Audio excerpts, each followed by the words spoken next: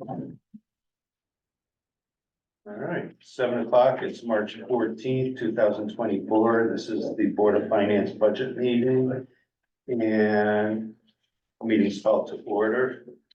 We will start with seating of alternatives. We're gonna need 2 alternates this evening. So, any motions for an alternate? I'll move to seat Rob Hauser for Jason Ross. Okay, have a second? No, that way, I'll second it. Okay, all those in favor? Aye. Okay, unanimous. And I'll make motion that we have Melissa, please, Jeff Prusak. Give a second. I'll second.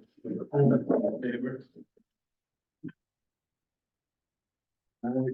Approval of the minutes from March 7th, 2024. Were there any objections to the minutes?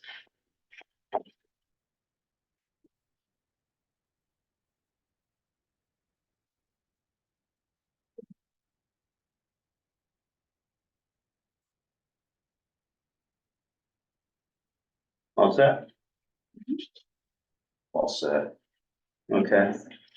We have a motion to approve the minutes. Make a motion for March 7th, 2024. I'll second it.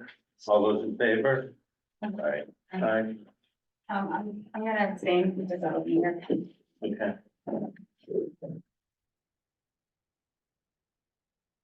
Great, so present to speak, public participation is desired and encouraged.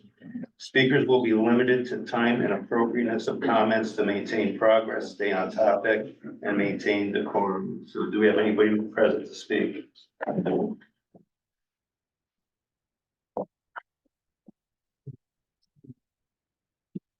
Yes, yeah. We do. Okay. I guess, James Marshall, Fitzgerald Road. I just want to say, I want to speak up in support of the board budget. I know they modified it recently tonight. And I'm sure they'll get to it in more detail later on today. But, you know, I've said in prior meetings, I appreciate the effort they put in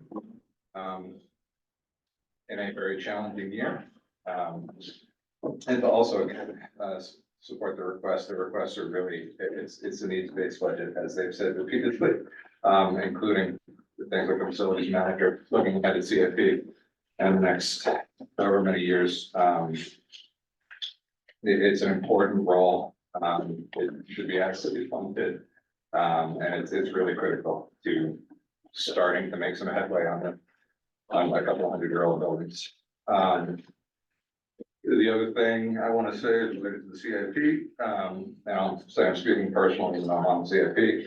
I just want to say I appreciate all the efforts in a very challenging year for the members of the CIP committee. There's a lot of fluid information and unknowns. Including you, Donna, for scrambling and also putting up the time. As I hope that we can continue the effort to advance a longer term strategy for starting to get ahead of the game on CIP projects. I'll say 2 things that I think are critical needs related to that, and then I'll stop talking. The first being that we don't really have a capital reserve, we have capital fund. We basically fund a year-over-year set of projects, but we have no ability to tolerate changes in need of any significance. We don't have a significant reserve. We have a project, anything more than $200,000, have to bond or delay. The chronic problem that we will never get ahead of if we don't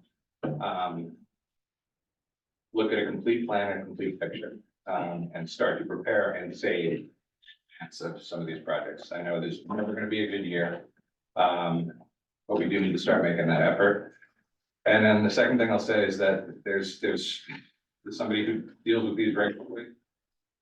There's a fundamental disconnect in treating the CIP plan as a year 1 and then years 2 through 5 or beyond. It is a comprehensive plan. What happens in year 5 can be impacted by year 1, and what happens in the end, and the way we approach year 1 has dramatic effects in year 5. It's going to take time, but I hope that both the CFP committee Board of Finance and ultimately the Board of Selection as well, can start to unify around treating this as a plan. That is at times, as any budget, may be difficult to stick to, but there has to be concerted effort by everybody that deals with this to try to get ahead of the game. So that hopefully over time we have less impact on financing, and we're not throwing money around. It's as hard as it is to pay more. I really hate throwing away money greater than that. So thank you very much for your time. Thanks everybody for work. We have any, oh, yes, Linda Dale, Clover Springs Drive. I just wanted to speak in support as a member of the BOE and as a parent. I just want to speak out on behalf of the BOE budget. We spent a great deal of time hammering this budget out, and I look forward to hearing the feedback from the Board of Finance as you guys discuss going forward, the best way to support our students. The budget that we presented feels to us like the best course of action. Thank you. do we have anybody else present to speak? Yes, Phil Stevens, Superintendent, would you like us, if you could put us first when you get to discussion beyond CIP, we can share the changes that occur tonight. okay, thank you. And somebody else over here? Peter Wotentich, 97 Trask Road. I just also wanted to comment on the overall budget process. Thank everyone, of course, for their diligence, particularly CIP, who's had a rough road to hoe and appears to be moving in a good direction. And I think as an ordinary taxpayer, I'm pleased to see that. That said, I would like to see you folks pay careful attention to balancing increases in operational budgets with capital requests.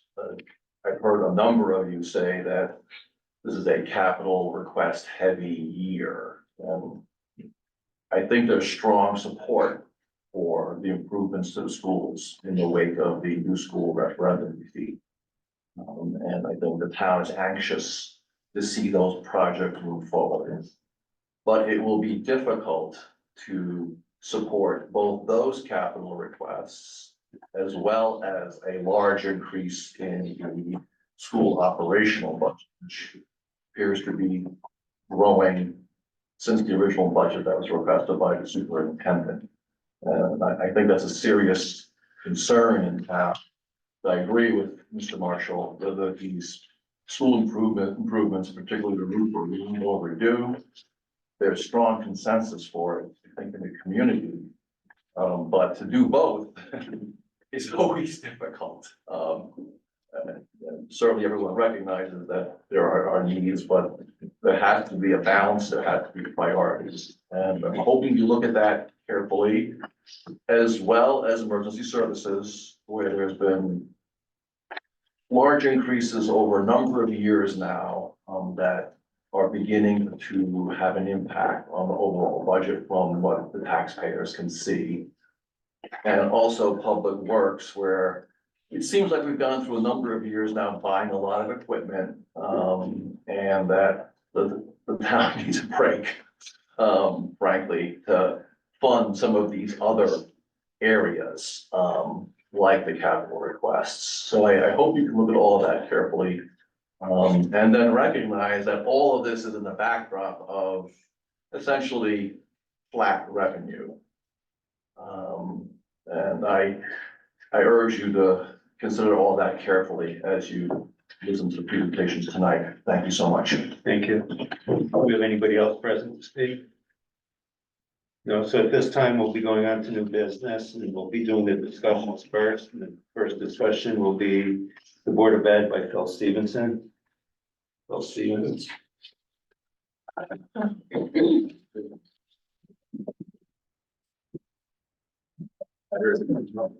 thought it was CIP, but I just need. Thank you.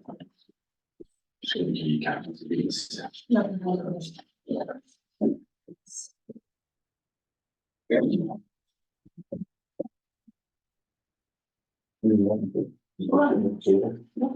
So thanks for listening to us tonight.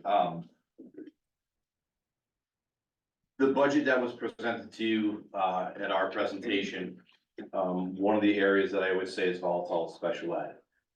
It's program 3. We already had a large increase this year. And in the last 24 hours, I'll tell you 48 hours, I had the budget frozen for months. We finally made a decision to unfreeze the budget. And the very next day, within 12 hours, I was notified of 2 additional outplacements. They are not in the budget. We are going currently, we have 2 outplacements in our current budget. We are at 7. So that is just unspeakable. I've never seen this before. And outplacements can happen for 2 reasons. 1, it could be a student in district. 2, we go through a team process and they get outplaced, or they move in.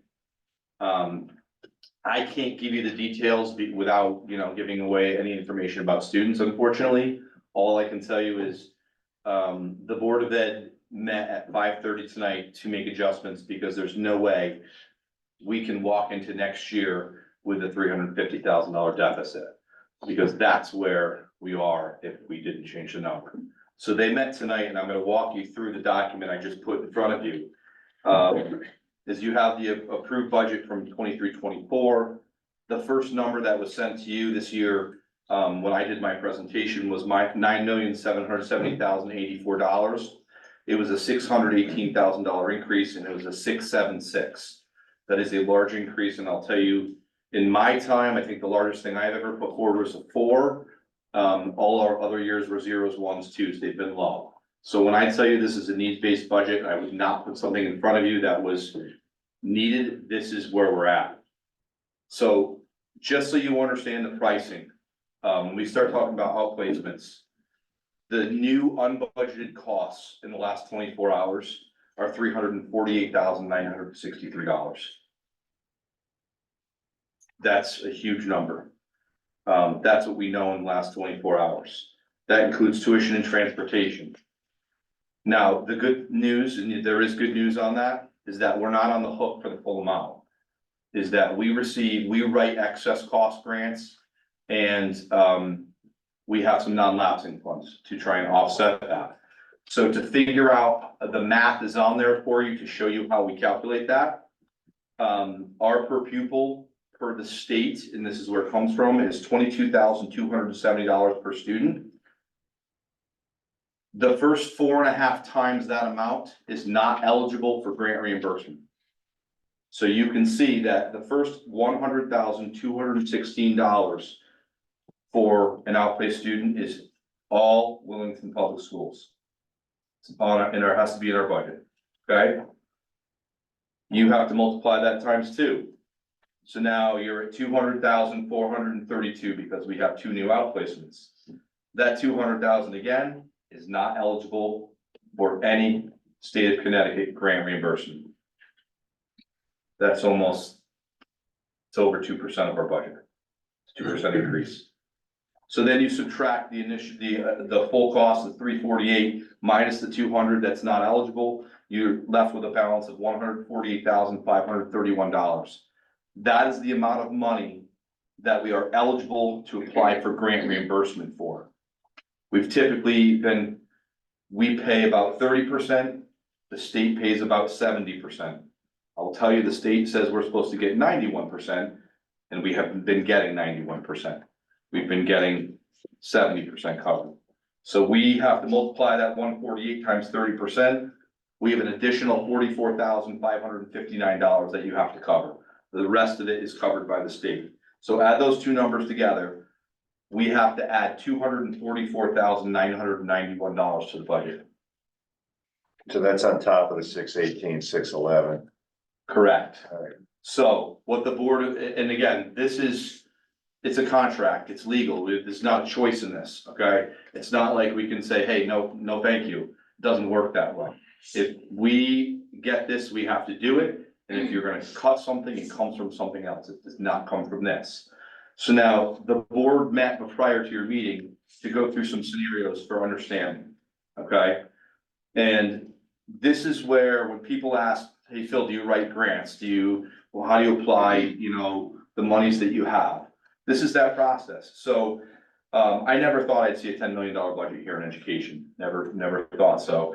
And the 348,000 on top of what, we currently are asking for is 9.7, is the $10,119,047. That is before non-lapsing, any application of non-lapsing funds. It is before any excess cost grant is applied. That is a 10.57% increase on our current budget. Okay, the next line down, we are going to write the excess cost grant. Okay, so of the 244 there, you know, we're figuring we're gonna get about 104,000. Out of the 348, we're gonna get 104,000. So that brings us down with just the excess cost grant to a $10,015,075. Okay, that's a 944.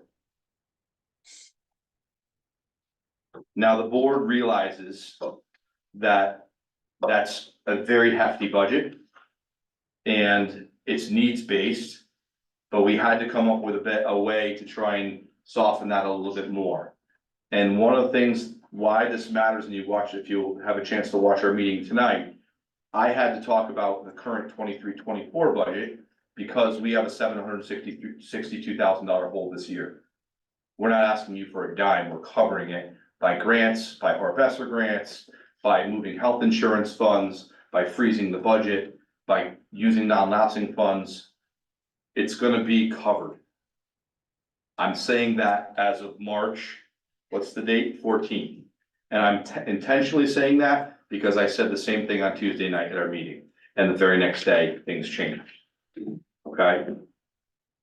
So why this year's budget matters is because we have a $272,000 balance in our non-lapsing fund. They had planned to repair the center school chimney with those funds. That is in CIP. It can be taken out of the $1 million. That money is all gonna be used for special education now. So if you take that $272,000 number, we are going to apply $85,000 to the current budget because we have to make sure we don't overspend this year. Okay, so that brings our number down from 272 to 187. That's the balance, okay? And that's the number that the board had to wrestle with to determine how much do we apply and how much can we afford to apply. And the reason for that discussion is just what we're dealing with right now. Going from 2 outplacements to 7, it's being covered because of the non-lapsing fund. Being covered because we froze our budget for months. It's being covered because there's a little bit of luck in this process, and Don can speak to this because we've gone through this, is in our health insurance benefits, the people that we hired, we got lucky, and they waived benefits. That's a big savings to us. That's covering our shortfall. If we use every dime of the non-lapsing fund, we have nothing. If there's another outplacement that comes in next year, if there's a building emergency, we will be knocking on your door. There's just no other buffer. All of the COVID grants are gonna be dried up. Every grant that we applied this year is gone. We're applying special ed grants that typically we apply next year, we're applying them this year. It's that dire. So when I tell you that we're transparent about every dollar, we are spending every grant dollar, every imaginable thing to scrape through this year. And the difference is that $85,000. That leaves the 187. And what the board voted on tonight was they felt like it was really critical based upon what they're experiencing this year to have a buffer, to be self-sufficient and not have to come back to knock on your door next year if we get another outplacement. And just the way things are going, I think it's a smart move. So they voted tonight to pass a budget of $9,953,075.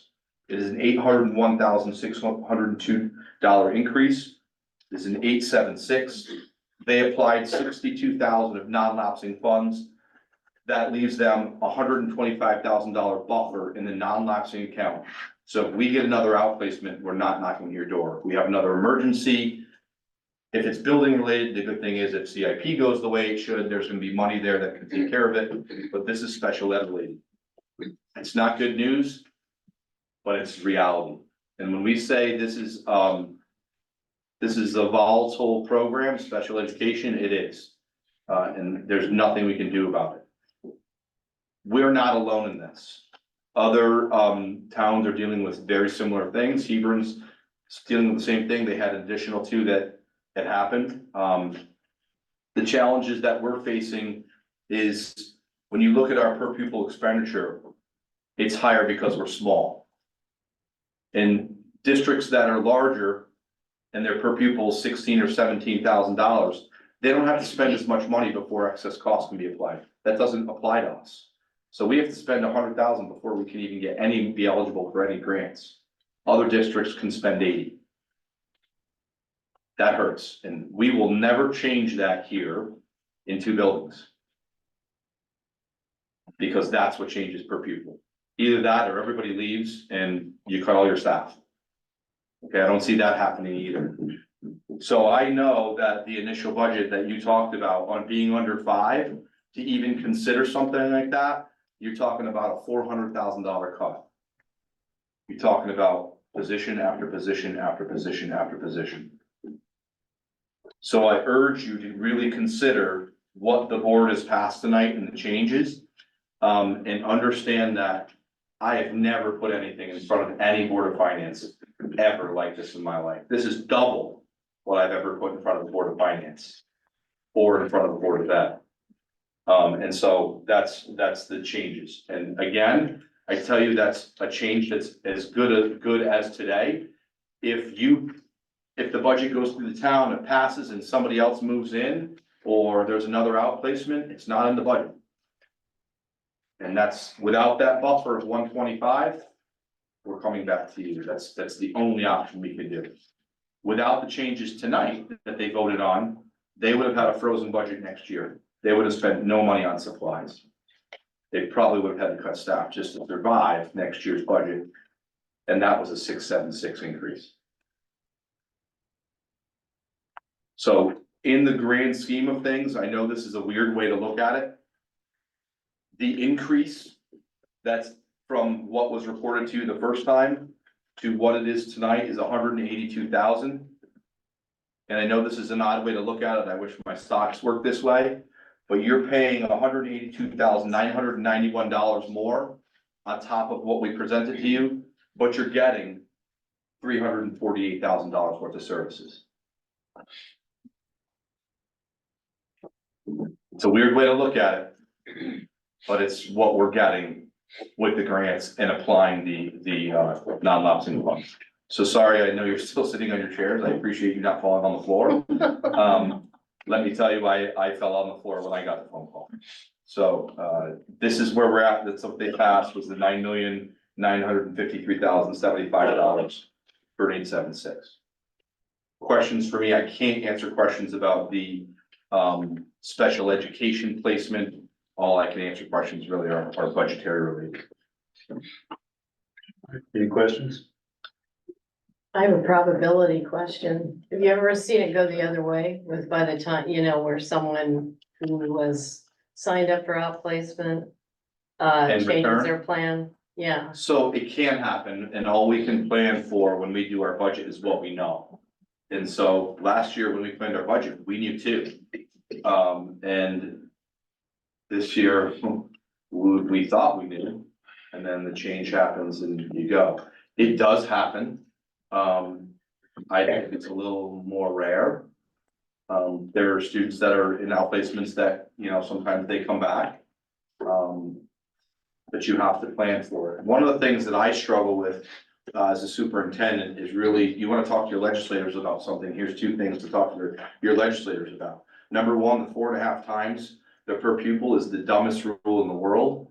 It just handcuffs people and it's way too much money, and special ed outplacements are not regulated. They're for profit. So I'll give you a number. Transportation operates the same way. Anybody want to drive for transportation? We pay $452 a day once for one child. It is outlandish what we pay for those types of things. So talk to your legislators about capping those things. The second thing is, if they would ever make it so that the money followed a child in a budget year. No district would be in a crunch like we're in right now. Meaning, we budgeted for 2 outplacements.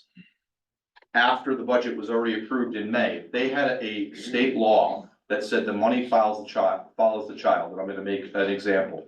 Kid moves from Maine. I'm totally making this up. There's no student from Maine. It is fictitious, okay?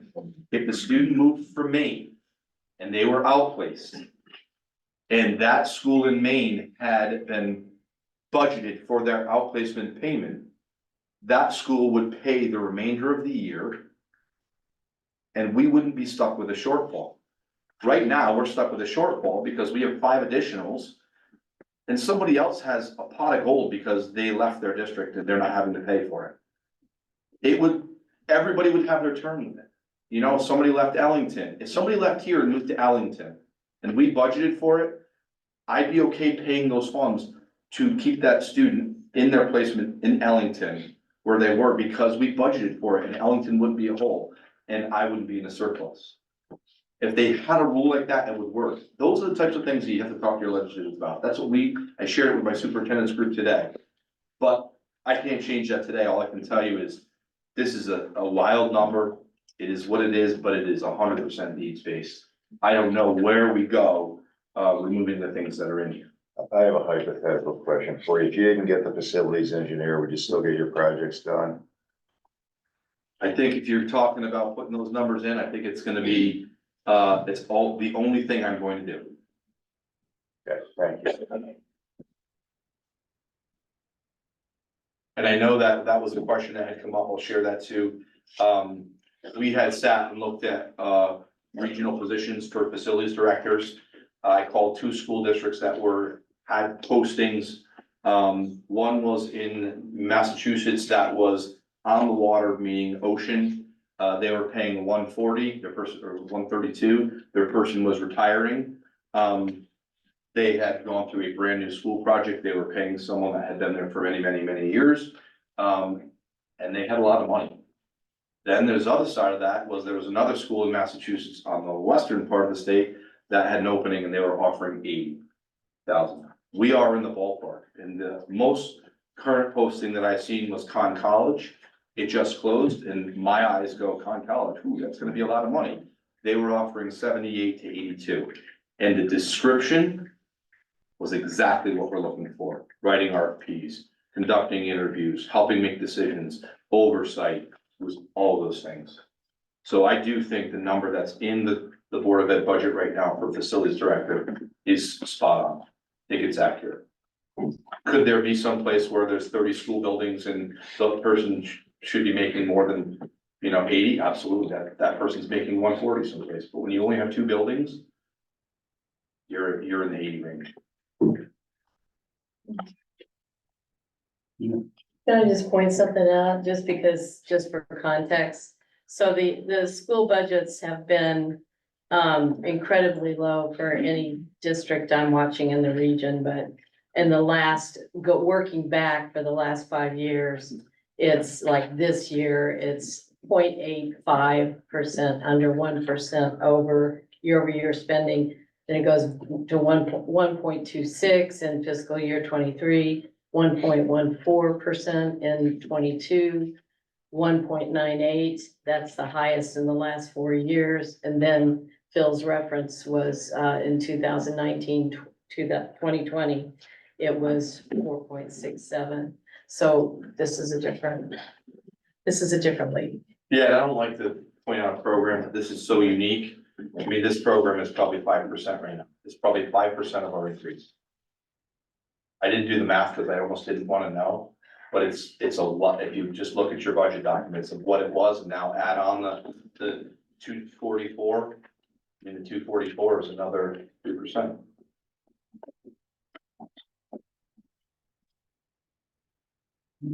So I figured that would probably impact your discussion tonight. It was important for you to know that prior to you.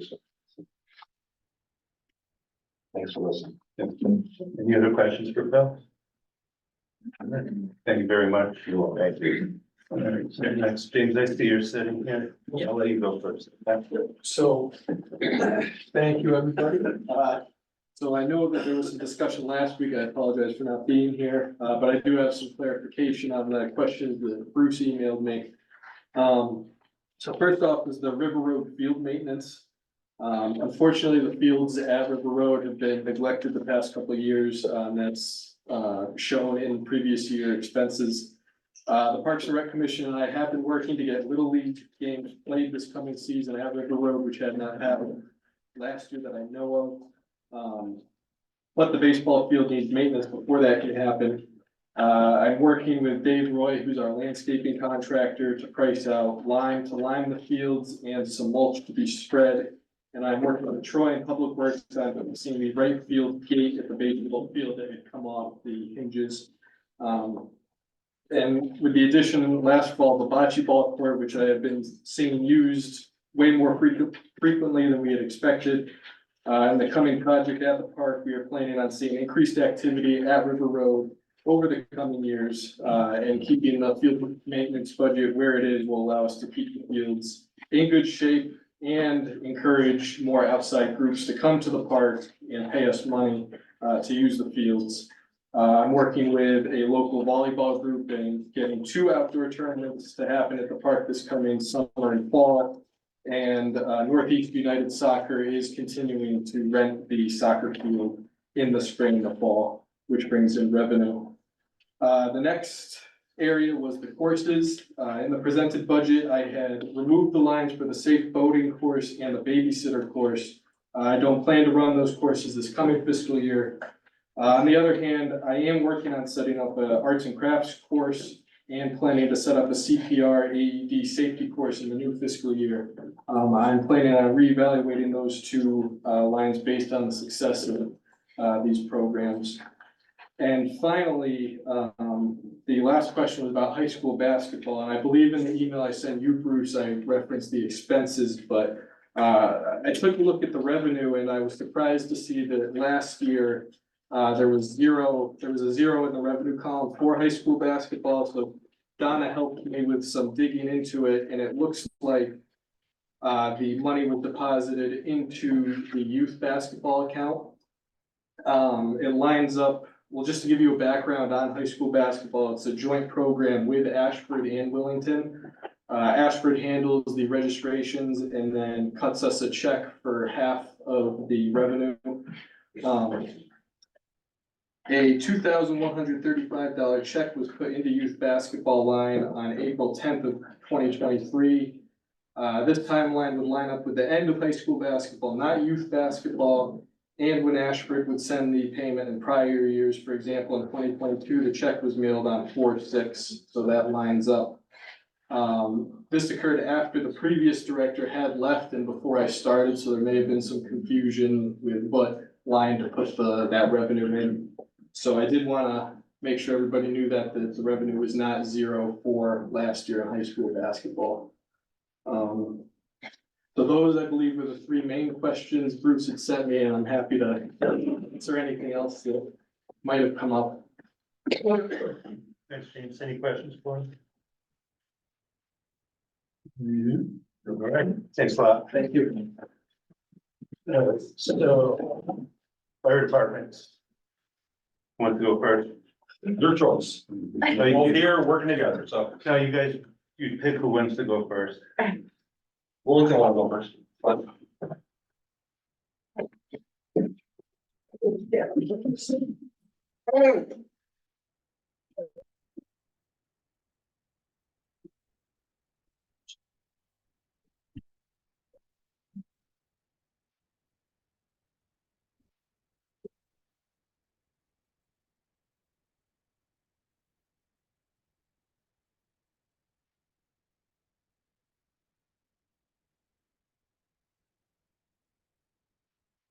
Okay. I don't have the list of questions. I never got a list of questions of what you guys had asked. I emailed you back asking if you had a list of questions. I never got a response. So Who got the list then? Was that you? There was a that- short list of questions for us, Okay. Mike had passed to me. Yeah, I mean, I didn't get I a sent second them back. okay, so what it basically was last week. Yep. You weren't here, so Mike answered what he could. Mike could. Okay, And it was some kind of vague, some of the responses and whatnot. Most of it was like for the trucks, the maintenance and whatnot. Yeah. Because it showed that nothing had been spent today. I think That's for Will and Hell, that's not for that's- you. yeah, That's like what Coolidge representing us. Right, and then your ambulance too, right? Yeah. Okay, so one of the questions regarding the ambulances was the mutual aid. Okay. So it's Tallinn. We provide all of their emergency services in the evening for not, not true, not always, we do mutual aid if they, one, if they can't get approved. But also if they're out on 2 or 3 other calls, we will go as their 3rd or 4th ambulance as well. Same with us, if we're out, there's an occasion they'll come here, they don't come here by design as much as we go there.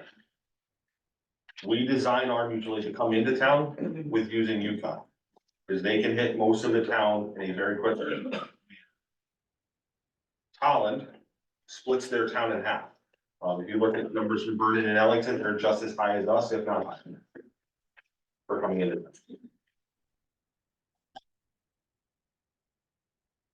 Yeah, I cannot Holland find, also does 3 times our call line. They do 3 times of our call line. okay, because there was like a really big imbalance as far as mutual aid. They do almost, I wanna say 2,500 to 3,000 calls a year. Mhm. This is where we do just about 1,000, just over 1,000 total, Okay, between fire and us.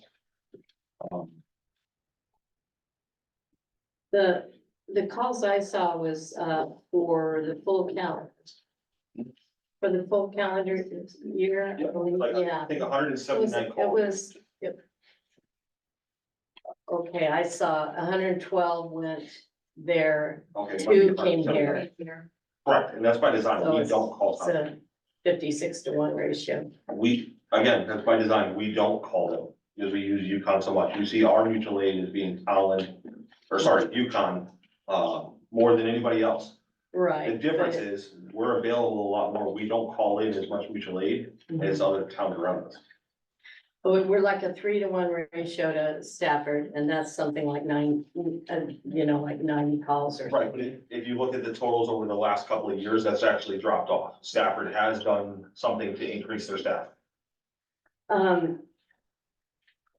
I don't have your full year calls, I have the first one you sent, which was partial year. But what it seemed like to me was, when we looked at this a couple of years ago, there were like 600 calls. Yep. And now it's up at 1146, so I would say that's double.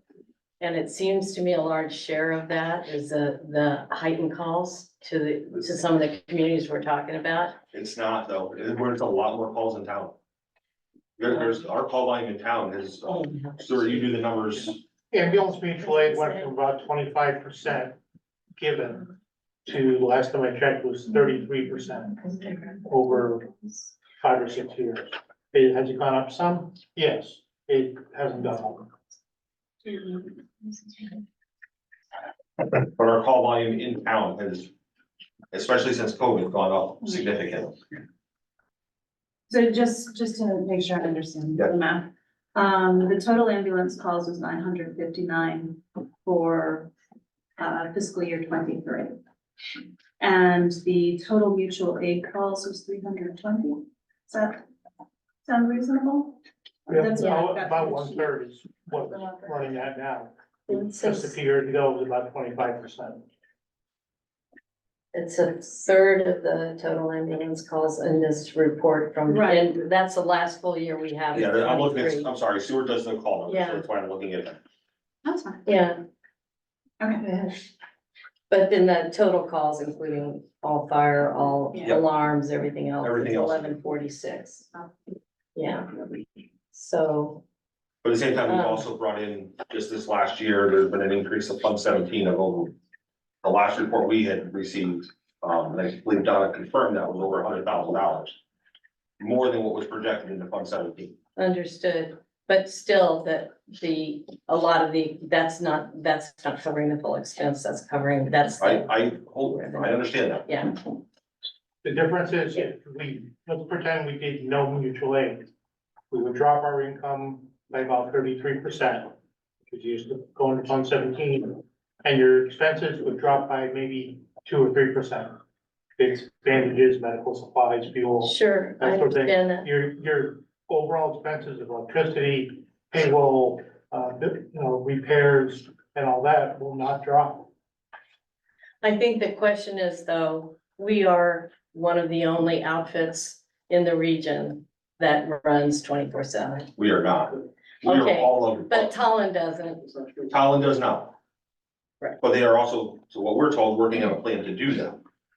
Right, Stafford. but I think the question and the trends that comes up is the growth in calls, the decrease in population in town. So if we isolate the in-town calls and what those numbers are and what that growth is, if you're saying there's more frequency in town calls and everything, that may put a different light on it. But when you look at the full data, there's a real question when, we're going to 97 we're going to 97 in Stafford and they come to 7 here. Of course, all of Union 63, there's no recompense for that. Even in Ashford, we're 3-1, although it's a handful of calls. No, I'm sorry, we're 8-1. So it's just, is it sustainable for a town the size of Wellington to serve the region, which is essentially what we're doing? Because it's not like year after, in the last few years anyway, that we've really been kind of analyzing it. It's the ratios are way out of whack and it never flips. With the exception of Yukon, but Yukon's a different entity, it's a state I operation. just understand that, and that's. So, why but if we're talking about mutual aid between towns, neighborly mutual aid, the concept of that. I don't see anyone we don't. coming here more than we go there. It's And then- pretty even with Mansfield, it's like 4 or 5 calls each, a year. But if I So, can, we're not going to switch UConn coming in here to make it more so that Tallinn would come in or Stafford would come in. It's all about getting help to the person that oh, quicker. obviously, yeah. So we're never going to make that equal. There's parts of Tallinn, we're going, even if it's daytime, nighttime, it doesn't matter. Mhm. There's parts of Tallinn that we're going to get to them, their patient, quicker than they can. That's why they use us as a regional. It's not, yes, do they have a staffing problem at night that they're addressing? Yes. We have no control over that. We're trying to work with them I think you've heard Pete say that he's been meeting with Mr. Foley Right, and to try to. And come I up know with a solution. Pete, and Pete made a statement about, Labor Day weekend, for instance, that we were over the call after call and because it was this past Labor Day, Labor Day? Okay. yeah. So, But at the same time, we didn't miss it's any just, calls. Alex, we're looking at stuff like what we've learned tonight about the schools. And it's like not anything about the quality of what you guys do. The people sleeping better at night thinking, gee, we have a 24/7 service and towns around us don't. Believe me, I don't even want to go there. Could I finish? It's something approaching $1 million or 900,000 between, the Wellington Fire Department, one, it's operating and its payroll. Yep. That's a big jump within the last 5 years, it's really increased. If you look at the numbers, it really has, I'm not kidding. So the question is, can a town this size sustain that growth? But some of the It's trends not- that you're also looking at are the differeces that the Board of Finance made with Fund 17. And the swing of taking 80, or what was the highest year? $80,000? $80,000 out of Fund 17 to make payroll a less hit in the taxes, makes it look like we've had huge swings. If you look at our overall, we did have an 8 increase during COVID. That was approved by the Board of Selectmen and the Board of Finance. The most we've ever applied was 60,000. That was 1 year. I apologize, Yeah. 60,000. Yeah. But at the same time, And it was characterized as a 1 year sort of emergency thing, not as a status quo. I understand that, but it shows swings because 1 year's 60,000, then it was 20,000. The year before that was 10. So it makes that swing, but at the same time, none of our staff have received a wage increase higher than any other town employee. Our starting rate for our full-time EMT is less than Public Works. You mean your negotiated contract rate is, Correct. like, for instance, this year was at 2.75? What was it? I think it was 2.3, or was that 3%? So we're right in the same ballpark. The total over the 4 years for the contract was no different than Public Works. Mhm. And we watch that to make sure that, but at the same time, we also start our employees lower than what Public Works is starting.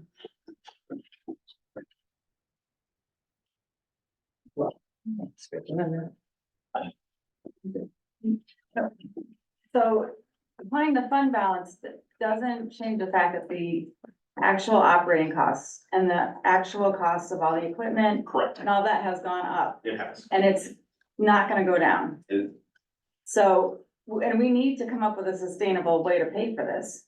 And using Fund 17 to pay for it artificially, you I know, agree with you. It's worse. obscures what the real cost is. Right. So that's the only thing that we're trying to. I agree with you, and there's no discretion in our budget. As Phil said, a lot of these are mandates. If you took the gear allotment away, we're at 5%, but the 5% is the apparatus. The increase in repairs and apparatus. We're at if we remove the gear out of increase, it's only it's a 5.3%. That 5.3% is spread, the majority of it is spread between the trucks. And I'm sorry, there is an increase to the building maintenance at 143 River Road because it's never been used the way it is. Now.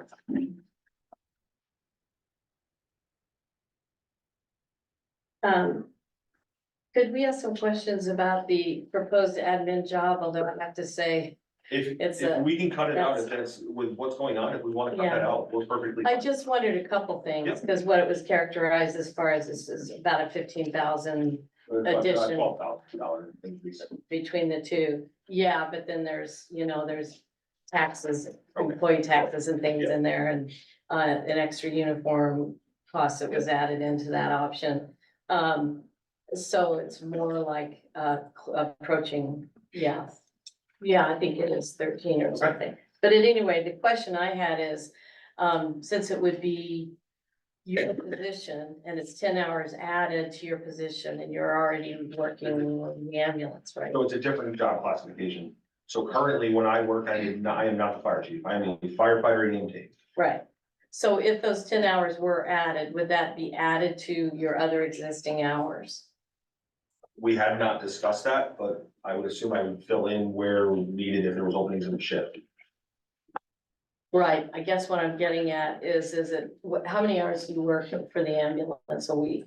Every other, it depends. It varies anywhere from 36 to 12, Okay, depending on a week. so I guess what I'm asking is if that's so and you're at the high end and 10 hours is administrative, are you, are then you in an OT situation? How does that work? OT, because of the 24-hour thing, doesn't happen until 52 hours. And then you'd be, None of our you would staff. definitely, would you fall into a full-time category where you take, like 4 weeks vacation or whatever it is? No, the position was designed at 10.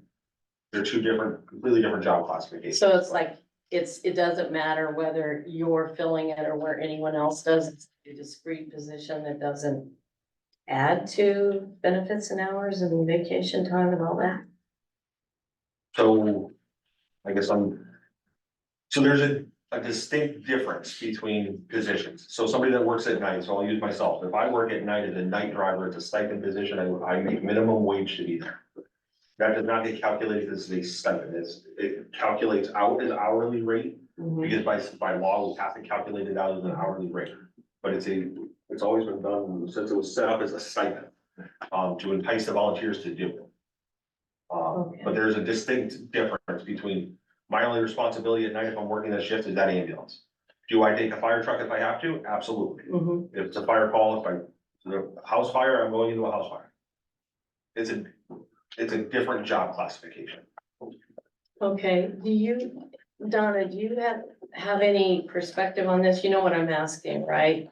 And when you cobble together several jobs, Right. normally if it's for the same outfit, I Yes, think even legally, sometimes that makes it Yes. accumulative hours and it's all of a Yes. sudden a full-time or an overtime situation. yes. I know where you're going with that. But I think that the rules are different for overtime. Okay, So, you know, the town follows the Department of Labor rules or the union contract, and yes, over 40 hours would be overtime for somebody working Okay. for the town. Right, for us, it's 52 hours by the labor. Because they work a 24-hour shift. right, But it's a different, Huh? You're in the union. I'm not in the union, yeah, I'm not a union employee. okay, But it clearly marks on our payroll, the differences between the position that's worked okay, so by speaking. hours, it's split. Speaking of, you guys are about ready to engage in contract negotiations Yes. again. Are you at the table for management? I am not. Okay, who is? The president, and usually the vice president handle it. I do not do the negotiation. Okay, I may sit there, and, but I do and not. and who else from the town is there? We've like asked the for a last member of time- Board of Finance. The last time you did it? Christina was the last one, right? We've asked every year for a member of the board of finance to Wow. be represented, but no one's involved. We have asked in years past. Yeah. We have asked.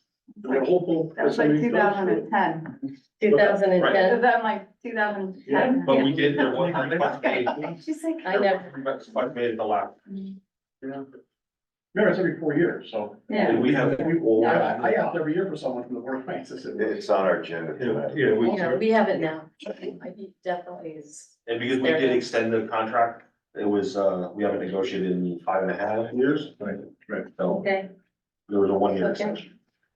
and you have a vehicle provided by the fire department? It's by the fire department, yes. Okay, and is that like a full-time?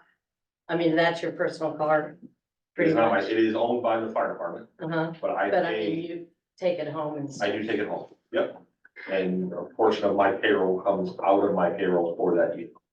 Is part of that, is that in the operating budget of the fire department? It is The not. maintenance and upkeep Nothing. and leasing? Nothing for that vehicle in the operating. Thanks. Any other questions of the other? Thank you. All right.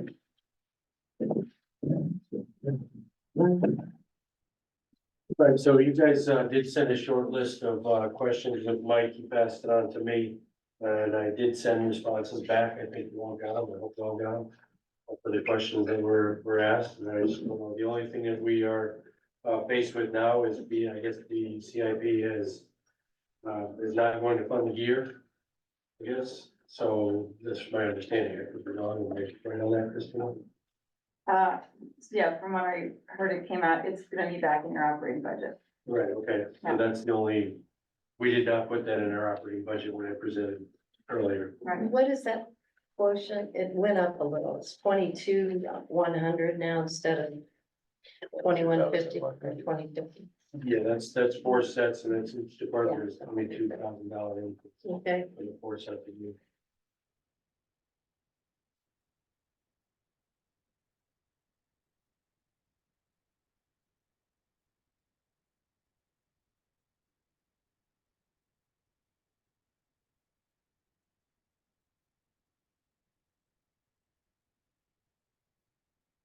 A couple of questions asked last week. So vehicle maintenance rescue 149 and forestry 149 showed no money being spent. Yeah, and the answer to that is the same, we give it every year, we don't do our annual inspections and our pump testing and things like that till after this is presented. Okay. So we're doing it this week, this month, so the mechanics been there doing every vehicle, so those bills will hit the budget. So I can certainly turn it into you if it's not too late. Okay. I guess. No, that'd be helpful. And then same with office supplies and postage. Yep, I think that was one of the questions that we had. Spent 1183. Yeah, that's the same thing, the 1183 as of today, we received a budget request, we're about halfway through the fiscal year, but the bill didn't apply to the budget when I put it in. Again, we've got $1,183 in there now that it didn't show before, show zero, zero.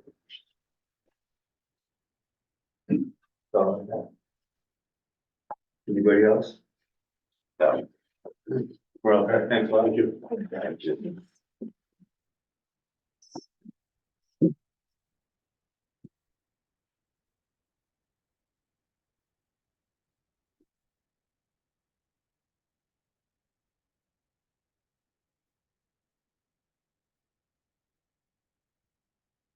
That was it for emergency services.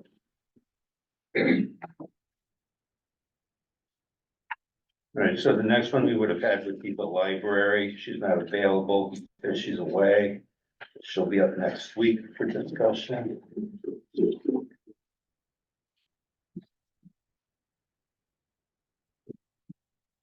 Peter, did you have anything new to offer on the Board of Selectmen's budget? Yeah, there's been two changes.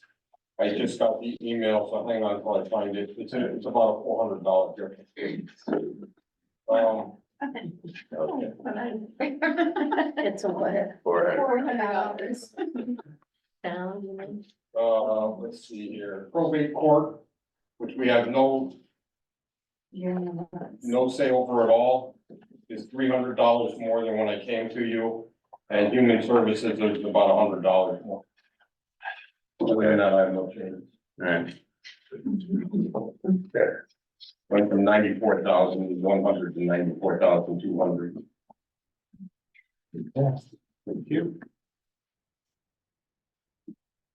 All right, then I sent all of you the email from Doug Roberts. He has no idea what's going to happen this next calendar year with M&T Bank, whether they'll charge the town or not. So he says, as I stated, the bank will not commit to anything outside of this year. He would recommend it be at least tagged for contingency.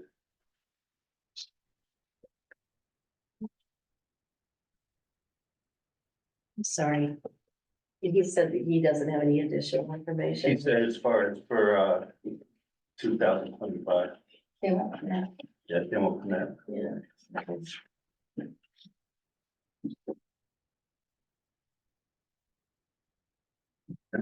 Separate discussions.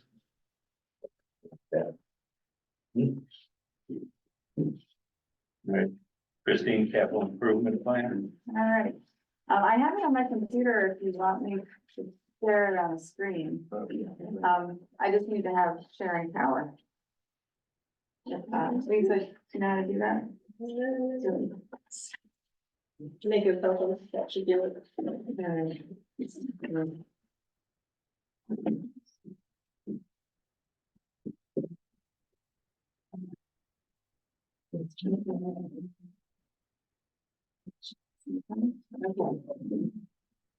So this is our, this is what the CIP committee just last night approved this 5-year plan.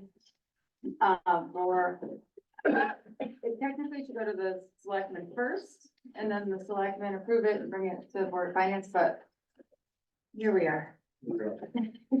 So.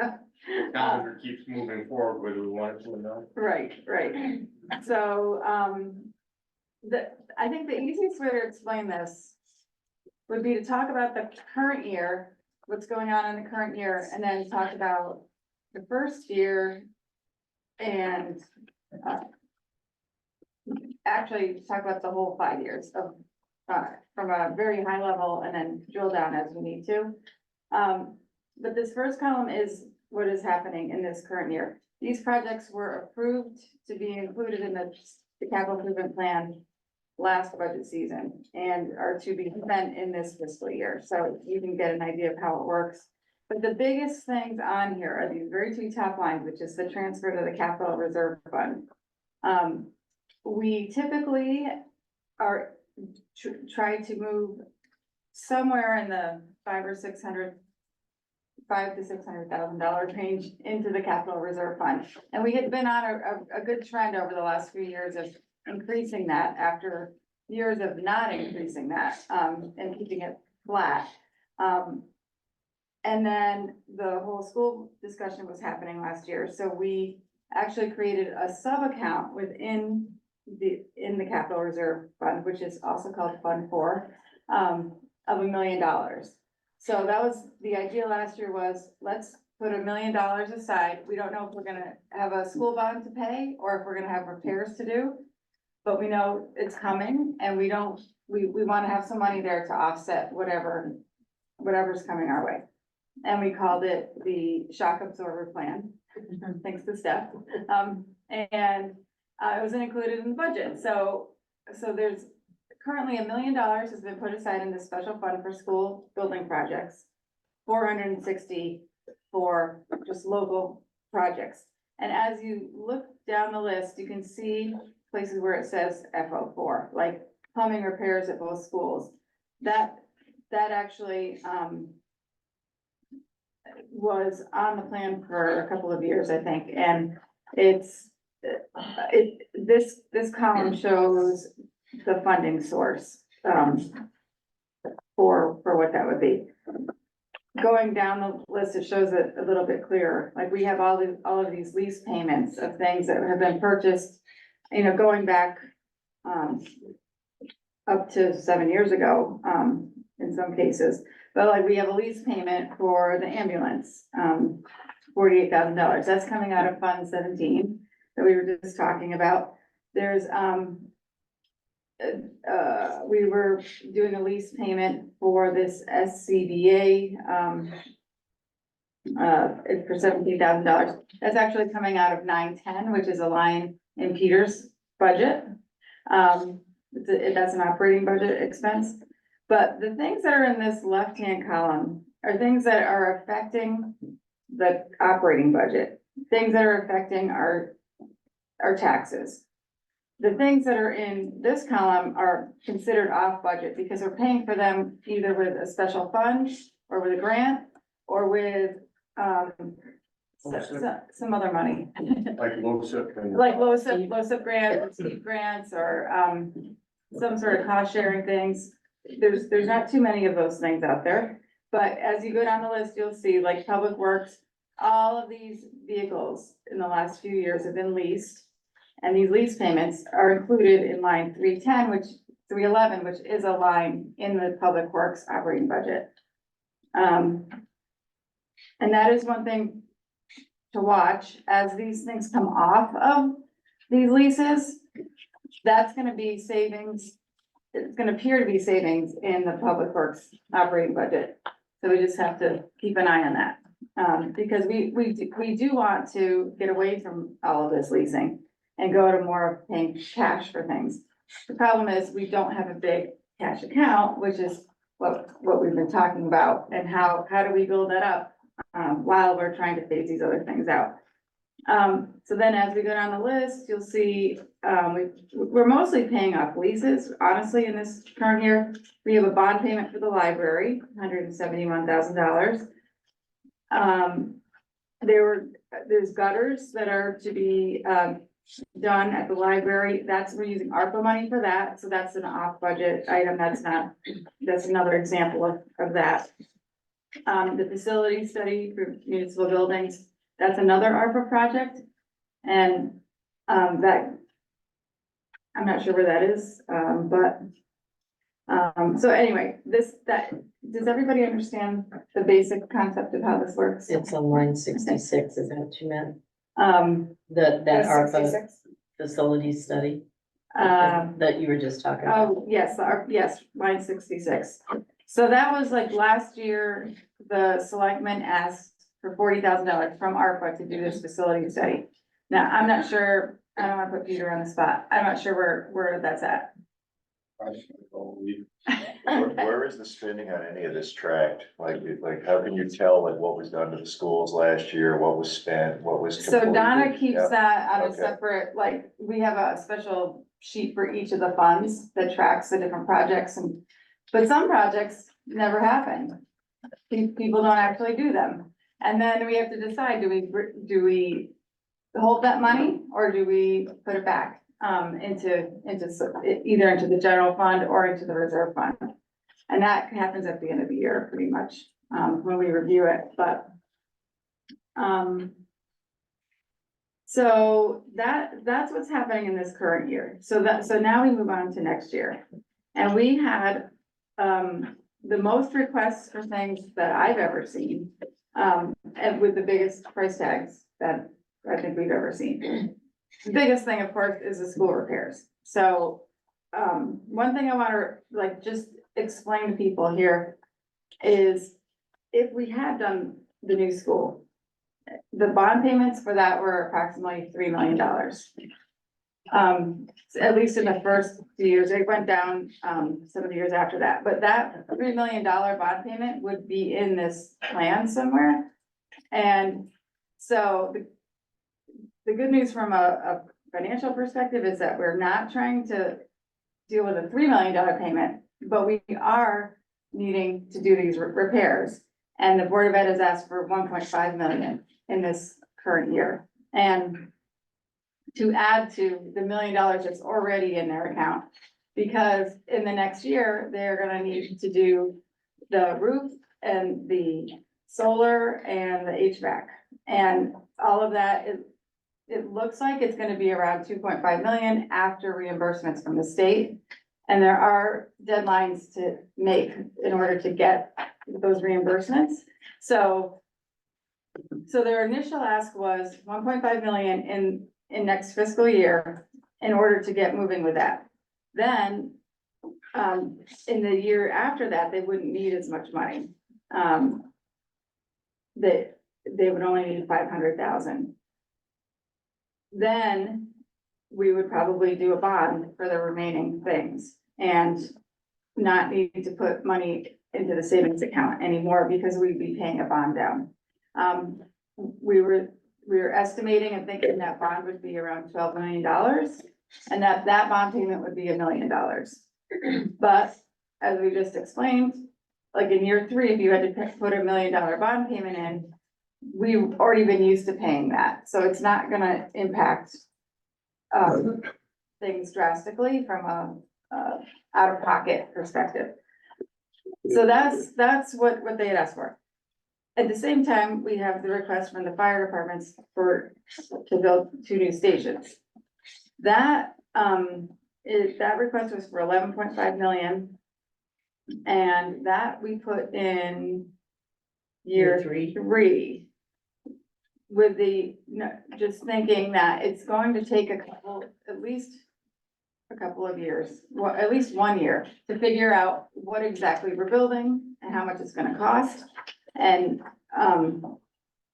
we did put $200,000 in the plan for next fiscal year to do a study to give the Emergency Services Facility Committee money to actually start moving ahead and planning what's gonna happen. So the idea is next fiscal year is gonna be the planning year. And then the next year is still gonna be some planning and setting up whatever it's gonna be with the bond payment potentially starting in year 3. And that bond payment of on an $11.5 million project would be $950,000. Now, if you ask Jim, he'll say that's not enough money and that bond payment is too low. And that's the thing that we struggle with all of these things is that, are these the right numbers? Probably not. Do we know, is it less? Probably not. So. Yeah. There's things that don't get cheaper over time. Right. There's no way it's less than that. So that's just something to keep in mind. So anywhere on there, do we say what it would take to repair the existing fire station? Well, that's part, well. To make it livable again? We don't know that. And that is part of what the Emergency Services Facility Committee is trying to figure out is exactly what's gonna happen, like what the options are. And, it's gonna be on them to come up with to convince us that we need to spend this money on these facilities. We don't know, but the building official says you can't save the foundation right at this point. One thing. Does that give you a clue? And is he the final word on such matters? Well, we're gonna have to have a fact find. We don't have the data, so. Can I just make a comment? Yeah. It was bringing the building to code, which is the biggest issue, the electrical, the sleeping quarters, stuff like that. There's no physical way inside. So is it because of the percent of the building we're messing with, now it has to come up to It code? has to come to code, which means sprinkler systems. Anytime, and even if we were to try to reconfigure it just to make it work, we still have to do a sprinkler system because of the new building code. I So thought it had something, Alex, didn't it have Egresses. something to do with egresses, sorry, yes. with all the insulation that needed to be that threw us into a new Yes, category? it needs to be reskinned and insulated, which puts it at over 50%. And because of the amount of work that needs to be done on the inside, puts it into new building code. And we have no idea what this costs yet. No, It's not 11 million. To do it that, was, yeah, yeah, do that. right.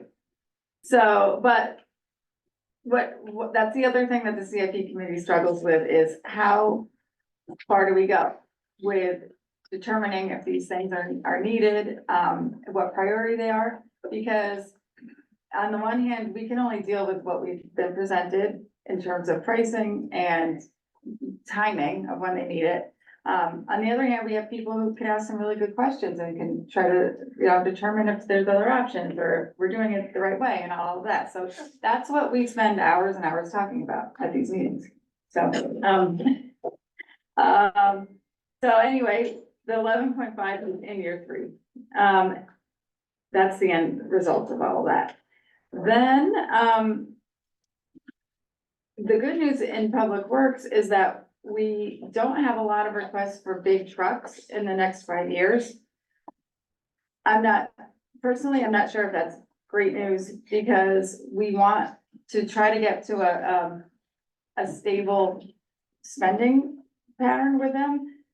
Because we've just come through like 4 or 5 years where we bought a lot of trucks. And so on the one hand, we're not gonna be buying more trucks in the next 5 years, but then after that, we're gonna be hit with them all over again.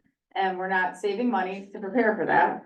Are you So, talking about Public Works? Cause we have that big, the construction. 149. No, we have the Wellington Hill fire truck in year 4. oh, yes, So that's in for 850,000, right, that, right? Correct.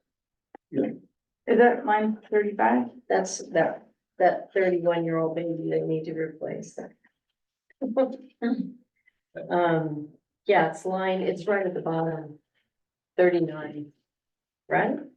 No, I'm sorry, No. it's 37. 37, right, year 4, 850,000. Yes, so, okay, so that's an example of, yes, so here it is. And then, a source of funding for that could be Fund 17, if we had 850,000, which we probably wouldn't, because, that's a lot of money, and we only have a few years to save up for this, at this point. So, and it could, maybe when we get closer, we'll determine we can use some Fund 17 and some capital reserve. But, right now it's being funded by capital reserve. So is that a used truck you're talking about for 850? I don't know. No, that'd be a replacement of a new truck. And Tom, if I might, well, since we're on it, it was a question that came up that we didn't have reliable input on, but there's like a 30-month lead time upon. And Yeah, and you're right. looking at how many years here? No, Well, we were- But the question becomes, the price won't be Question that. came up if we're waiting. Yeah, go ahead. that's another, but does he need it at year 4? Meaning, do we need to You find need to the funding report, for do it we need to now? put it? Or do sooner? you need it 2.5 Yeah, I years mean, after he's gonna year put the 4? truck out, like he's saying, it takes 2 years for the truck to be built at this Yeah. point. And why do we need a brand new one rather than a nicely reconditioned 10-year-old? Well, I am working on an alternative Yeah. solution and trying to re-chassis the truck. But I'm in the beginning stages of looking into that, see if the body is still usable and stuff like that. So it'd essentially be what you're talking about, a good used one, but, and it would be a fraction of this cost, but at this point, like I said, I haven't got all the information and the numbers to put it, I'm just going with the new estimate.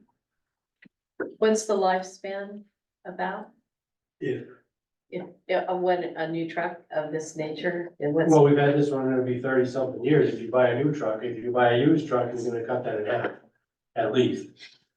You know, Was that, was probably, that beyond its lifespan, where it is now? yes, usually it's been 20, 25 years that you replace a truck. And fortunately, like I said, it's been holding up pretty well, but there's significant rust in the truck now. Is one of our primary vehicles that go out and everything, so.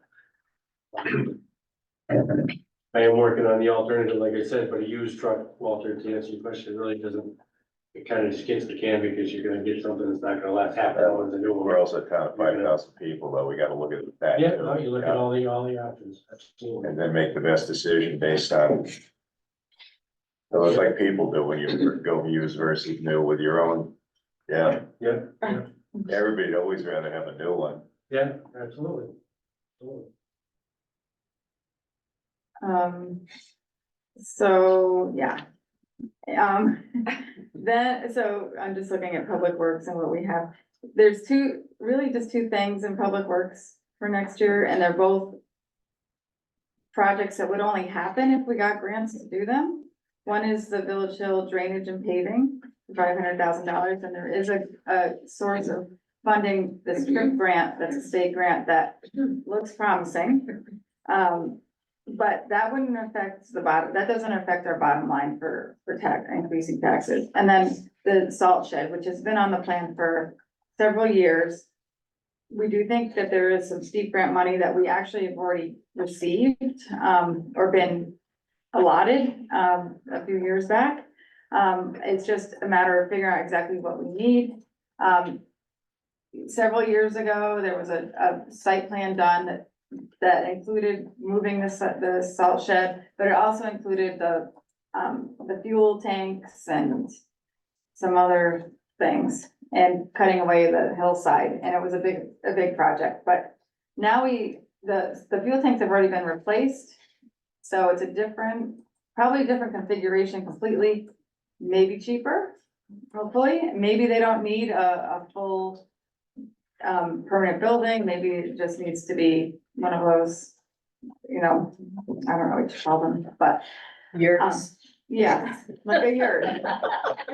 Yeah, so that is, that's not anything that we need to get too excited about. This stormwater treatment chamber, that has been on our list for a very long time. DEP told us years and years ago that we needed to put this, stormwater treatment chamber, up there. And finally, it's happening with a state grant. FO2 is Fund 2, that's the LoCIP grant, that we get every year, and you can only use that money for certain things. And this is one of those things, so it's good that works out. We have to pay the library. I do wanna note, year one, the library payment is $165, and then next year is $159, and I think that's it. After that, oh no, sorry, year three, it goes to $153. And then after that, year 4 and year 5, there is no more bond payment. So that's good news.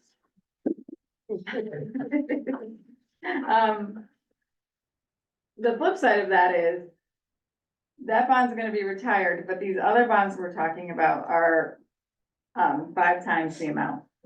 So that are gonna, come in, so. Yeah, what else? Here's more LoCIP.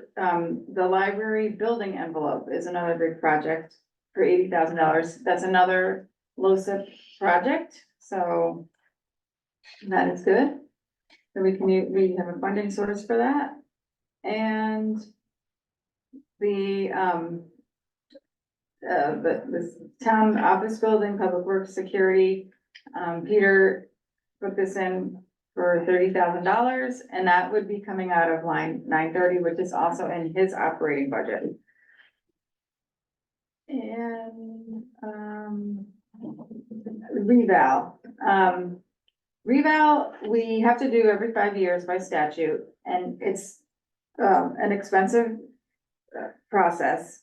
And we typically put money in the reserve account every year in order to save up for the year that it does hit. So that's what that is at 17.5, and it's going, yeah, it's basically going in a savings account.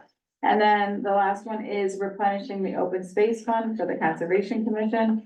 They had asked for $30,000 a year. We reduced it to 25. And that is another thing that is coming out of line 515, which is also in the selectmen's budget. So all in all, we're talking about $1.9 million of local funding for the CIP plan. Last year, if you look here, it was 1.779. So it's, I don't know the percentage that's different overall, but I know at least in the selectmen's budget, the amount that's coming out is in the 7% range. Which is less than what our goal has been the last few years because it was so low. We were underfunding CIP. It was, the goal for many years was to keep it flat. And that, you know, that's part of why we're where we are today. Which is that we don't have a lot of cash reserves to take care of any of this. So, yeah, so that's the bottom line, 1.938. And then, if you want to look at the other years, it's basic, there's just a few other projects. Mostly it's these big bonds. Like I said, the fire, the school bond in year 2, fire departments in year 3. And then also in year 3 is for public works to do some road work in the amount of $3 million. It was a few different projects. One is a Lister Road Bridge. Where is that one? Line 55. Oh, yes, there it is. Yeah, the Lister Road Bridge and then some, Schofield Road, which is $2.2 million alone right there. So yeah, we put that in year 3 as well. So, yeah. So does anyone have any questions about the whole plan? Does it make sense, first of all? It makes sense. Okay. If I may, can I just make 2 quick supplements to Christine's point? She talked about a 7% increase. What's not in this plan is any escalation year over year for delaying projects. It's something that I hope we can start to address. What we look at when we're estimating projects, I'm looking at a 6% year over year escalation currently. When I'm estimating future projects that'll start construction a year from now, maybe at the midpoint of construction a year from now. So 7% is basically just barely keeping us level, with the goal of trying to get ahead again. And the other point I think I'd note is in year 1, because I think it's an important discussion. In year 1, there was an increase of 500,000 towards school projects, but we've almost eliminated the transfer to the capital funds for non-school projects in year 1, which in this year reduces the burden on taxpayer. But it also leaves $100,000 in the reserve at the end of this year, 133,000, which again, it's why I say the things you do now are going to affect budgets in later years, because if something comes up that needs funding, it's coming. I don't know where it's coming from. In year 1, you know, and that's balances, but again, you know, the plan supplements that in year 2 by increasing or doubling what would have been what was taken from this year essentially. But the concern again becomes the wins next year, you know, are almost indefinitely going to be of the same mindset where we don't want to increase. There's a striving to not increase the budget. So do we get further on? They're just considerations I ask you guys to take very seriously. It's a tough position, but I think at least 90% of these projects are legitimately warranted. You know, I speaking personally, I suspect the members of that committee would agree. To what scale or capacity can be subject to change over years to come, but the projects are there and the need is there in some capacity. So it's not pretty. But I hope we can make inroads Yeah. somehow. There is one option we talked about, but we decided to go forward with this plan would be to just bond the school projects in year one and not do this 1.5 million and 31,000. Because the bond payment would be approximately $1 million. So, so you can move it up and do that. The problem is that we don't know that 12 million is the right number. And we probably will know that even in a few weeks, we're gonna have a better clue about how much needs to be, but, When the FARS report. Yeah, comes yeah. in on costs. right, that, yeah, everyone's anxiously awaiting that, and, but at this moment, we don't, so, and last night we didn't, so we left it this way, but also, we don't know for sure that 2.5 million is exactly what they need, because they don't know yet. So. But we know what a roof costs on Hall School, correct? Uh, Approximately. I think approximately And they the know that. HVAC, I I would- think I that's would a hope big so. question. Okay, so Yeah. the roofs are supposed to get repaired this year prior to school? It won't be this year, they're, because they have to, I can supplement that, I think, a little bit. Yeah, I don't I know, the state has kind of hinted that it makes sense to do these projects potentially together. You're dealing with HVAC, you're dealing with roof, you're dealing with solar, there's efficiency in doing them at the same time. The roof grant can be applied for at any time, I think monthly, on a monthly basis, they could apply for the grant to do that process. The problem being, there's still a process that needs to happen for all of the other work if you're trying to deal with efficiency. So yes, he could do it, and maybe he will. We'll So find out we're more. planning on doing a grant for the roof rather than just fixing it? Is that the plan? Correct. Oh, I listened to the meeting. he just showed up. Yeah. So the combination of the solar is not eligible for grant reimbursement unless you do it when you're doing your roof project. So if you do your solar at the same time, it's eligible for reimbursement. If you did the roof and then 2 years down the road and you said, let's add solar, you pay the full amount. So that's why the state really urges you to do it at the same time. And the utilities don't incentivize solar on a school? I know they do an industrial and everything, they plug me about. You can combine, but they won't allow you to overlap. Okay, And then the idea is that you don't want to ruin, you have to maintain a 20-year warranty on your roof to get the roof grants. You have to commit to that. So to do that, you don't want to start cutting holes in your roof for HVAC after you put your roof on. So we're trying to coordinate all three of those projects at the same time for what looks like summer of 26. Yeah. But the fund, you're gonna need approval on the funding Oh, yeah, you need to approval of funding well before that. in next fiscal year. Correct. Yeah. To even be able to apply for in the HVAC grant was, the point was correct. That's the unknown, like Steph says. That is the unknown. That could be, you know, guys have said Coventry's grant was $12 million for one building. That could be a big one. And knowing that when COVID hit and we had vendors come in and pop ceiling tiles and you had 6 inches above your ceiling, they went, well, that's not gonna work. That was a hall where there's no ventilation.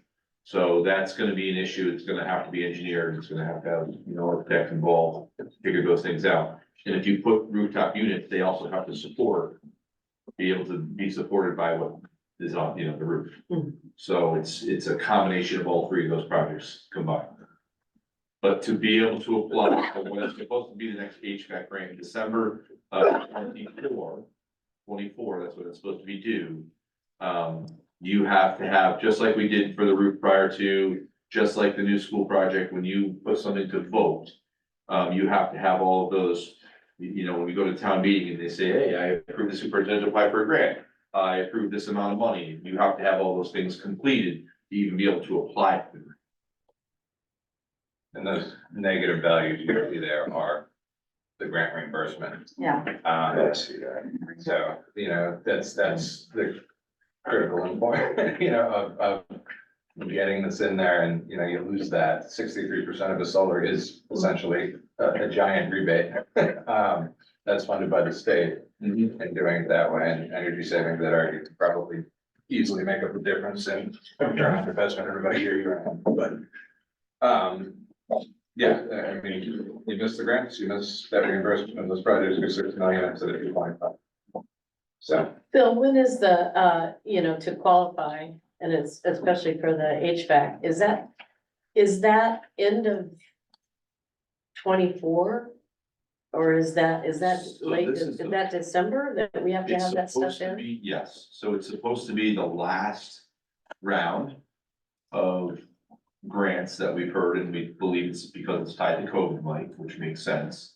And then beyond that, it's not something that OSCGR has covered in the past, the state's not covered that in the past. So that's why it's critical to be able to apply for it. Where districts have been struggling to apply is because you have to have there are so many egg ducks you have to have in order. It's incredible. You have to have a full study done to be able to evaluate what you need and cost it out. And that is what you have approved. Now, we could chunk it. This came up at CIP the other night, is potential that, if this comes back and this project is $10 million, the Board of Ed and CIP is gonna have a decision to make as far as a recommendation to you all to say, you know what, there's no way that's gonna fly because then we can't do the roofs, or maybe we have to do that. That would be up to the town. But you'd have to figure out, I said, maybe the facing hall school, the wing all the way to the left, is 5, 6 is upstairs, 7, 8 downstairs. None of those have ventilation. They're all old heating units and none of them have AC. So you could target sections within your grant, and then it brings your cost down. So that's why it makes sense to go, okay, complete package. What would it be? But you wouldn't submit that grant to the state if you said, well, I mean, it could be $16 million stuff. I don't know. That's why, the study's important. That's why the QAM report is so important. When that number comes back, it might not be cost effective. It might just be something where you go, okay, chop that section out. We'll have to do that sometime down the road, I guess. Then we cross our fingers and hope they don't change legislation. Because legislation right now is talking about a window that you have to operate within a certain temperature range. And if you don't, you can't hold school. The high end's 85 or Not even. not even? I think it was 78. Yeah, low end was, put your jacket on, this is in the 65 range, but Yeah. the hot range where, when we get a hot spell, that wing and hall school is 80, it stays 80. It doesn't, it takes days for that to go away, so.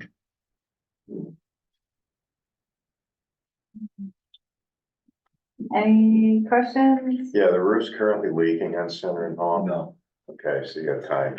we've paid for patching, if we've had a problem, we have one small section at Center that has been patched and we haven't had a rainstorm since. So I'm not sure, but, well, there's been lots of sections that have been patched.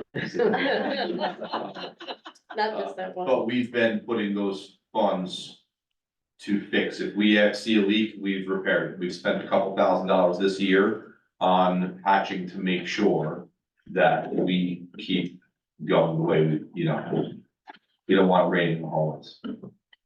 The one time we had a bad leak this year was when we had all the snow on the roofs and it poured and all that slush.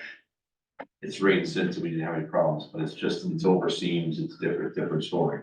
But on a typical day where it rains, we're not seeing leaks.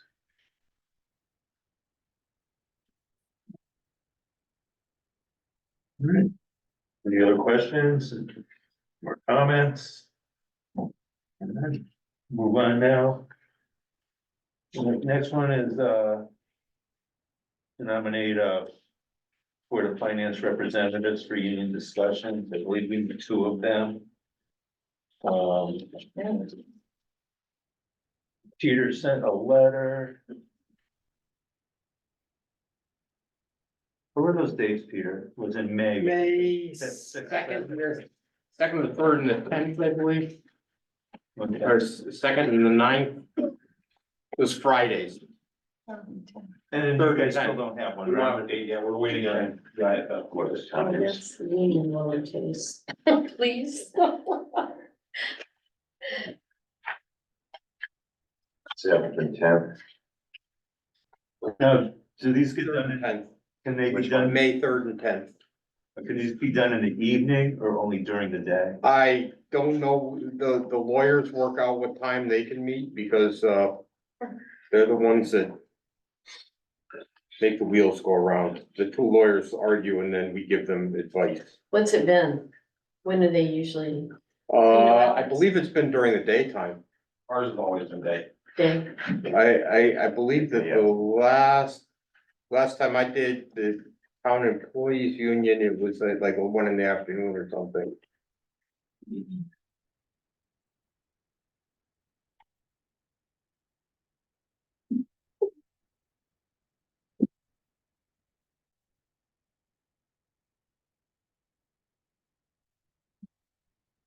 Right, so do we have, any nominations? Volunteers. Cause I had two, but they can't do days. Yeah, I spoke to a couple of people. May third and tenth. I can't volunteer because I need to meet. I don't know. Christina, do you have any idea about that? About what? Can an alternate be a volunteer? I don't see why not. I'll check. Are these in person or are they on? they're in person. They're extremely confidential. Those are Fridays. Yeah. Is that, wait, which one is that? Which, the May third and tenth dates? Those are both the town employee union dates. Okay, I'm sorry, is that the question you were asking? yeah, because Okay. I knew that we were also talking about the fire department. Yeah, they don't have dates Sure. yet. They don't have dates Okay, yet. So typically, how long? don't does hold this your take? breath, huh? We're trying. It depends on how far apart we start. Ours, like when we do ours at work, I'm on the negotiating committee, it takes weeks, you know, you Yeah. meet multiple times, you know. Yeah, the Not- advantage we have is we have about 25 employees, and we, And economics takes a lot longer than language. There have been Yes. times where it's taken weeks. there's been times where it's been taking weeks, and I I've don't know if stand-ups. that's gonna happen this time or not. And we didn't really have a negotiated contract. We don't have one now, right? I Did it believe just we're on get- an extension now. It was just a pause button, you know. Yeah, what happens is when you get to the end of the contract, it was probably. Oh, no, it was negotiated. It took an extra year because the union wouldn't send us a lawyer for a long time after the contract expired. I believe they have a new lawyer. So in this current year, are we on like it just stayed flat from last year? Donna, do you know? It ends June 30th. Okay, So- so so June 30th is like year 3 of this Yes, contract? year 3 of the 3-year contract. Mhm. And how much did it go up this year, if at all? This year's increase Yeah. is 2.77. Points of it. I'll nominate Britt Rothhauser for the delegate. The BOF representative on the union discussions for the town. I'll do that. I'll second it. Anybody who doesn't want it better say. All those in favor? Aye. I will keep you in the loop, Britt. The opposed, is there anyone? No, I think it was unanimous. Yeah. Did you vote for it? Yeah, I voted. All right. You sucker. Thank No, you. just kidding. If the fire festival is also during the day. As soon as I can find the date, I will. Okay. Thank you, Brett. Thank you so much. I think I might be trying. Oh, yeah. Now, you had sent an email regarding the senior center. Yeah. You wanna, Yeah, sure. So, I just heard about the discussion last week about the senior center coordinator position. And, I sent the email just to explain to everyone about ARPA and how there's potential to get some more funding through ARPA pretty easily, I think. Which would be, because when that position was created, it was March, I went back and looked, it was March of 2022. And the proposal was for that to be a 3-year step down, funding plan. So it was supposed to be funded 100% the first year, 66% the second year, and 33% the last year. And they had thought it was gonna be $17,000 a year to fund this position because it was supposed to be 20 hours a week, at $15 an hour. Then, once they made the job description and started negotiating with the union, it ended up being more like $24 an hour and 22 hours, if that's right. 25, I think it's 25. yeah, okay, yeah, whatever it is, it's now $31,000 a year instead of 17. The first year, that worked out because they only needed 17,000 because it took until this year. yeah, it took until December to get this figured out, so I think it was okay. We're now in the second year where it was supposed to be funded 66%. There's not enough money to fund it 66% this year, and there's zero money to fund it 33% next year. But ARPA has a contingency fund, and it's not so much money that it would impact anything, I don't think, if we wanted to keep the spirit of that request with the new salary, there's money there to help fund the whole in this year and for next year. So I just want to put that out there. But to get that money, the ARPA, somebody has to ask the ARPA commission to just add additional appropriation to project 15, which is what it's Yeah, called. additional appropriation of project 15, or do you want a letter? It needs to be a letter. Oh. Yeah, I tried. Could I just, Yeah, yeah. could I just ask on the Oh, yeah, no. numbers, Christina?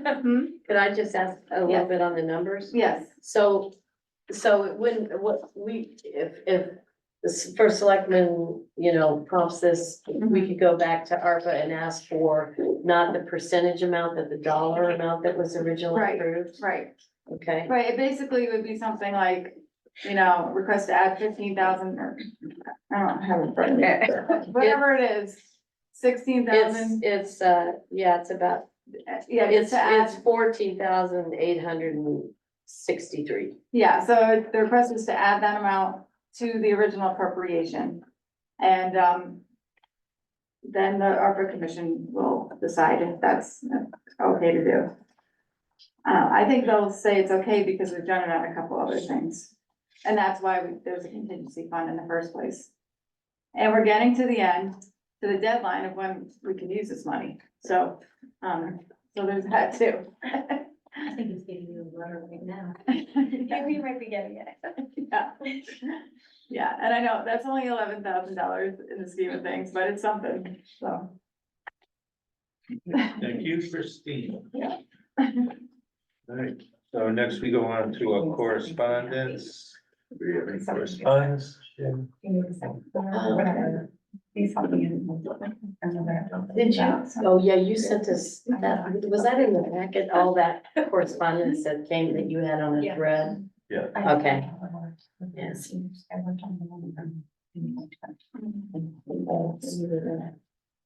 And understanding. All right, present to speak, public participation is desired and encouraged. Speakers will be limited to time and appropriateness of comments to maintain progress, stay on topic, and maintain decorum. Do we have anybody here for present to speak?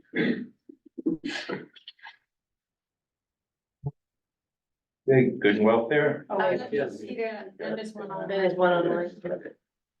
Peter Lutich, 97 Trask Road. I want to thank the CIP chair for that great report tonight and for their efforts in working on the CIP plan and coming up with something that appears to be manageable.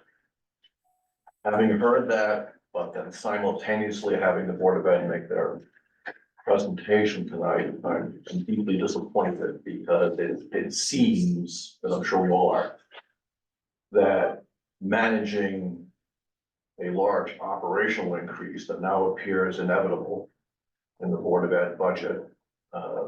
Recall last year, there was virtually a less than, I think, 2% increase in the K budget. No outplacements, 2 that were being managed. This year, that's dramatically changed to almost quadrupling the outplacements, large increases in that area and independently of that area with new positions. That's what it is. And I think it was Christina that commented that had the new school passed, coupled with this level of increase, I don't know, we'd be facing a 12 mil increase in town. So none of this was anticipated, but it appears that townspeople anticipated it. And that might have been reflected in the referendum. Wisdom of us folks who don't make $100,000 a year consulting salaries telling us what kind of roof we should buy. My real concern, though, I want to express to you now is we should not be addressing these large increases with either the non-lapsing fund, which was intended for capital projects mostly when it was set up, because that wouldn't impact our MBR, and it was intended for a chimney, as we heard. Now it would be utilized to try and offset this staggering increase.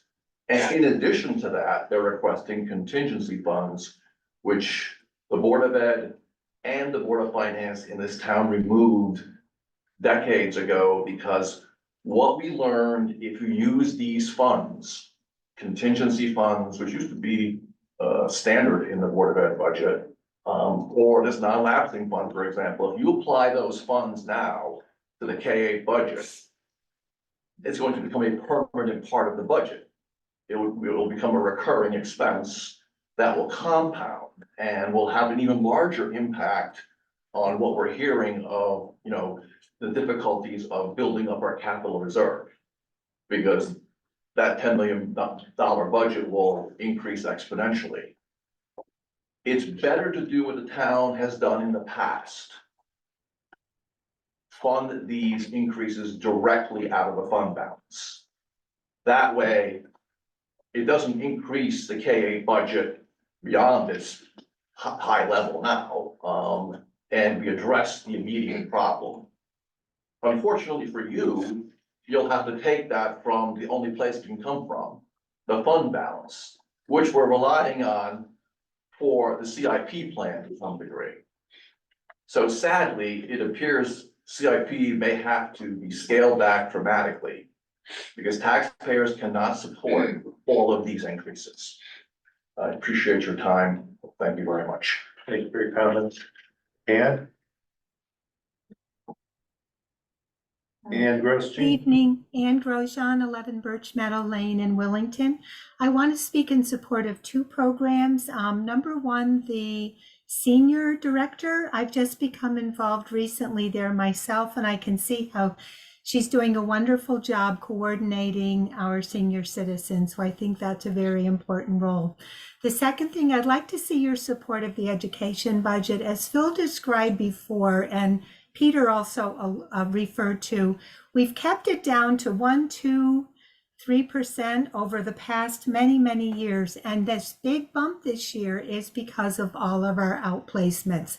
It is a needs-based budget. So all of the basic budget is based only on what the schools are using now and therefore what they anticipate needing in the future.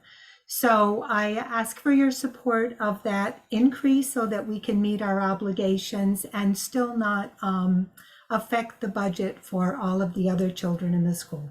Thank you very much. Thanks for your comments. Anybody else for present to speak? Okay, good and welfare. I just want to bring up something that is kind of, I guess you could call it good and welfare from last week when a lot of citizens came in and talked to us about the senior center coordinator position. But one of the things that happened during that is we had a full house. I didn't see too many people standing up except by choice, like Alex is doing right now. I don't see a posted limit, but the fire marshal determined that it was over the limit, and Pete cleared the room basically after everyone had plenty of time to make their comments. Thanks, Pete, for that. Their comments, and I wasn't gonna make them walk up the stairs. That's the choice, but the reason I'm bringing it up, two things, I think we should post the limit, but also, do we have too many chairs for this? It was mostly. Oh, because we where had was that? the- Oh, lying on the table, sorry. What's it say? What's it say our limit is? No, it is. Capacity of this room is 81 chairs only, 40 table/chairs persons. Our Palmer Fire Marshal. We didn't have more than 81 people here. No, we had more than 40 though, and you have chairs and tables. Oh, thank you for this just in. Maybe we should put that on the wall. We should probably rehang It's that. like, you want to be our reporter? Is there stuff? I think that was worth risking our lives over. Yeah, I do too. It seemed like it wasn't a crazy crowd, but what I would say is, we didn't really need to clear the room. There's plenty of room for whoever wanted to If stay. they wanted to. Oh, I didn't hear that. I I'm thought it sorry, was, I should okay. have made that clearer. I thought it told was people like, that we I weren't have gonna to be clear the clearing room. on the topic, but if a few people wanted to leave, and many of them thanked me on their way out for permission. For not making them climb up the stairs. That's a whole nother issue. But, okay, I just think, but I guess the takeaway is, even though this room is outfitted and it was done by design and it's got the best technology down here, should we consider, in order to be more open to our public on nights when it's a hot night in the old town tonight, consider outfitting the upstairs room again? It's Upgrading. You can move up there. You can move, but I mean, it's not, As ideal as down here. It doesn't look as nice, yeah, but it's set up. okay. Same system. I'm just, You just only have one. I don't know if one we- Screen instead of. I don't know if we had a hint that many people would be coming in, but I did not. yeah. I It's had 3 or 4. Because one of the problems down here is that it's hard to move everyone up Yes. to get to a bigger room, but I kind of think hate it would the be idea of very having hard to to send keep people them. away. And if you would have gone letter of the law, we wouldn't have gotten to hear them, so. I wouldn't have done that. Thanks. I know the difference. between- See how it kind of fits under good and welfare. It was good. And we had welcome. Yeah. By the way, should that be reflected in the minutes? Or not? It was. No, that Which? they left.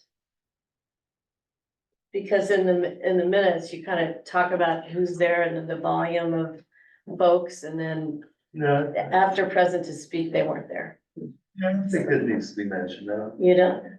Okay. All right. All right. Anything else for good and welfare? All right. So, meeting's adjourned. Yes. So Peter, Yes, it's command and what? yes. Command? Then it says, do you want to set the alarm? And you click yes. Okay, it'll be on the screen. Got it. Yeah, it's on the screen.